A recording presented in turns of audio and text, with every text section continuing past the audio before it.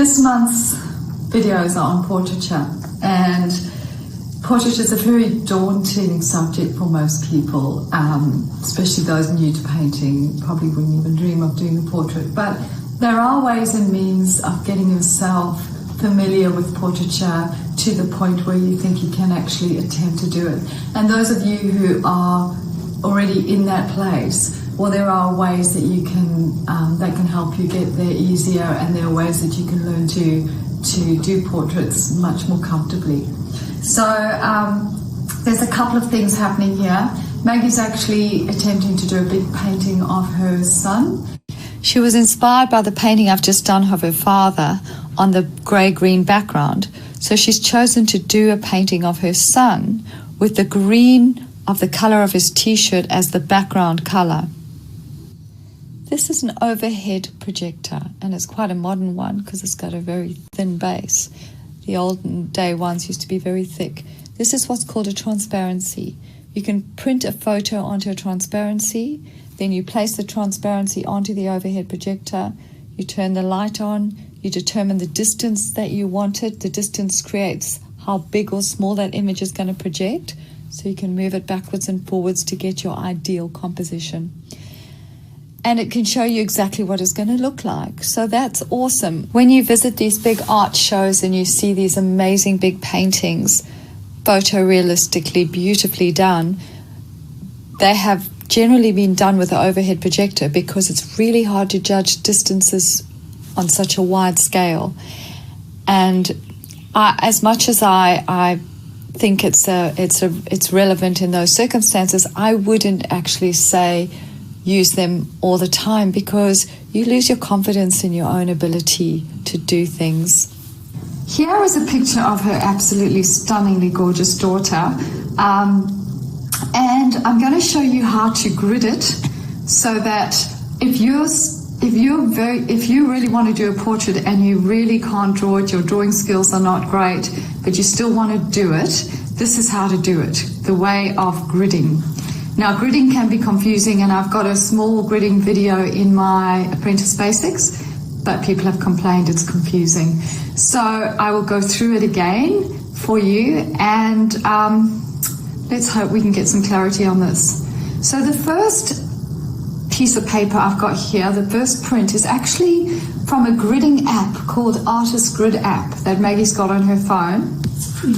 It's a free app, and it can give you any amount of lines you want on your photo, and then you just print it out.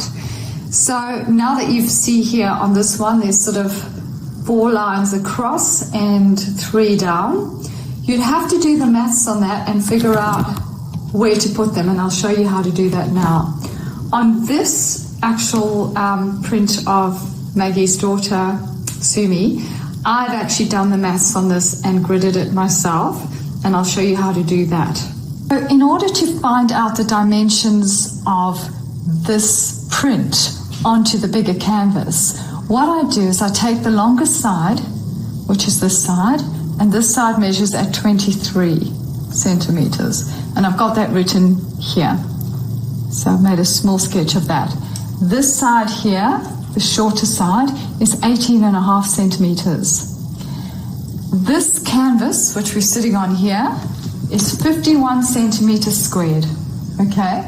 So what I do is I take the longest side of the big canvas and I divide it by the longest side of the print. And I get 2.22, which happens to be my favorite number. And then I take the shorter side of the print and I times it by that number to get how big it would be on this canvas. And we get to 41. So I've measured 41 on this big canvas, and you can see that would be that area there. This here is the extra space that we would have left over. So in other words, to make this a square, this would be extra space on here, and you can see where she would sit in that. But here I've actually drawn it to show you, and my drawing's not accurate, it's just a quick drawing, to show you that from here is where I'd put her on the canvas. I also have the opportunity or the option to add more space onto this side. So here I could actually measure from this corner of the canvas to 41 there and cut that side of the canvas off. I probably wouldn't do that because the composition isn't as good as that. Or I can take that 41 and put it in the middle of the canvas. I could take it and put it in the middle of the canvas here and just block off the extra 10 centimeters, maybe 5 centimeters on each side, or 4 and 6, depending. So this could be 4 centimeters, this could be 6, depending on where I want her. So this gives me an opportunity to then grid this area only. So what I would do in gridding is I would halve this area from here to here, which becomes this here, line here. Let me just get some different colors. So just to show you halfway marks, these would be my 4 halfway marks I'm doing in red. So you can actually see those are my halfway marks, and then I'll draw a line through, and then I've got her gridded in half. And then I would do the same on this canvas, because all I'd have to do now is measure. Dear. All I'd have to do is measure between these two lines half, draw a line, between these two lines half, draw a line, and I've already got that half grid going on. Then I would quarter this, and quarter this as well. So I'd keep going until I've got as many lines as I want. Here, if you can have a look closely at this is the trickiest part of the drawing. So go right in there, Mags. That's the trickiest part of the drawing. So what I've done is I've done extra gridding there. I've just halved between those two, there and there, and half between those two. So that in the bit that I really need get more information, I've just gridded it extra. And I could do the same for the hands if they were bothering me. The very hard bits, I could keep going. And so I just do the same on the actual canvas. I would actually half again, and then in the bits that are tricky, I'd half and half again. So it just gives you that extra bit of drawing guidance. Now I'm hoping that clarifies the gridding up. So after all that we've just been through with that gridding, I want to show you a quick way to check whether your maths is right. And you've got to double check, because if it goes wrong, then your whole painting goes wrong. So all I've done is I've taken the corner of the print, and I've actually, you can feel the corner of the canvas there, I've actually placed that, and then I've placed the line along the line of this, and you can feel it there, and the line, and I've got to just stick that back down again, the line of this side along this line. And then I've taken a ruler and I've just gone through that, I needed a longer ruler, but I've just gone through the corner of those two corners, and it's going through the corner of the canvas, and I've measured it through there, and you can see that it intersects at that 41 centimeters. So that is a quick way to see if your maths is right, because had this line been here, then I would have seen something was wrong. Maggie's made the mistake, and she will tell you that she's gotten her gridding all wrong because she's made an assumption that that is the same shape as that. And then she's just gone and she's halved this and she's halved this and done all the gridding and realized that something was quite right, something wasn't quite right. Or I've come along and said, oh, something's not quite right there. And then we've gone and had a look at her gridding and we've seen that it's been slightly off. So just as a quick test, we'll test this into the corner, making sure this line's horizontal and that line's horizontal on the edge of the canvas. And then we'll draw a line through both corners, and you can see, I wish I had a bigger ruler, but we've searched for one and we can't find one. And we'll move this along, and we'll see how it doesn't intersect with the corner.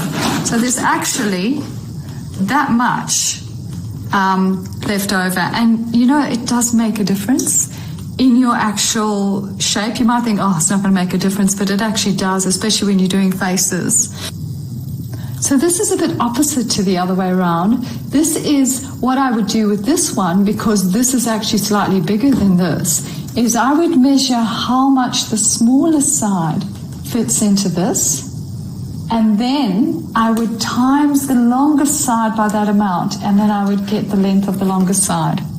So it just works a little bit in the opposite direction if your canvas happens to be smaller than the width of your painting or whatever. But you've got an idea of how to do that now, hopefully. And if there are any questions, or it's just a bit too hard, let me know. Going back to the grid that we printed off on the grid apps, I think it was called, the artist grid app, this way you still got the same dimensional issue. So you'd still have to, for the bigger canvas, you'd still have to divide the longest side into here to find out the distance that this sits on there. And then you can just go ahead and divide it by 5 or divide it by 3. So you can still use that, but you still have to find where the space sits on the actual canvas and work it out from there. Okay. So when you're doing your grid, make sure you get a pencil that's light. You don't want these big dark lines on that you're not going to be able to get off. Especially the type of painting you're doing. You might be doing a really soft painting with not a lot of paint, and then you're stuck with these lines, so you'd have to add a lot more paint, which would change the style of your painting. So what you can do is you can get a pencil crayon or a pastel pencil. And a pastel pencil is probably the answer, where you actually, because charcoal can get a little bit dirty too if you use a charcoal pencil, and the dirt can go into the paint. So where you're wanting beautiful, cadmium, light yellows and whatever, you don't want any dirt in there. So a pastel pencil in maybe a red or a pink or a maroon, people say, or whatever, then you can actually wipe it off very easily because pastel's like chalk. So that's another option. A pencil crayon is also another option. So you don't have these graphite lines.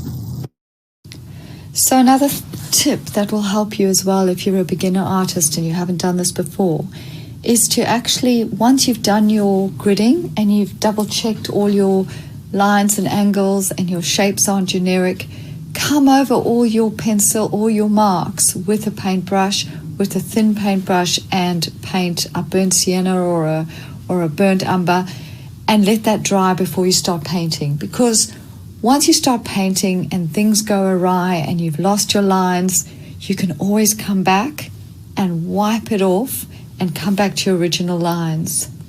And there have been times when I've painted for an entire day and my painting looked better before I started than once I finished. I've been able to come back and wipe off what I'd done during that day and go back to the beginning and start again.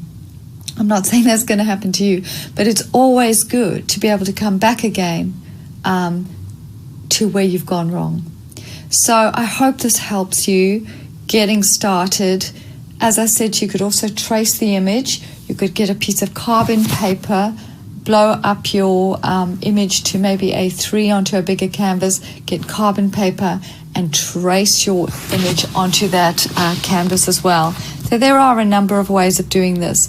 It is good to understand how to grid, and most of the gridding videos I've watched, and I've watched a few just to see how people explain it, they don't cover how to put a different sized print onto a different sized canvas. They'll turn around and show you how to grid. Some people do it inch grids, other people do it from corner to corner. There are various different ways of doing it, but they only show you how to do it once they have established that your canvas needs to be the same size as your print. In this video, at least, I'm showing you how to get past that and then how to grid. So I really do hope this has helped you and that you do understand it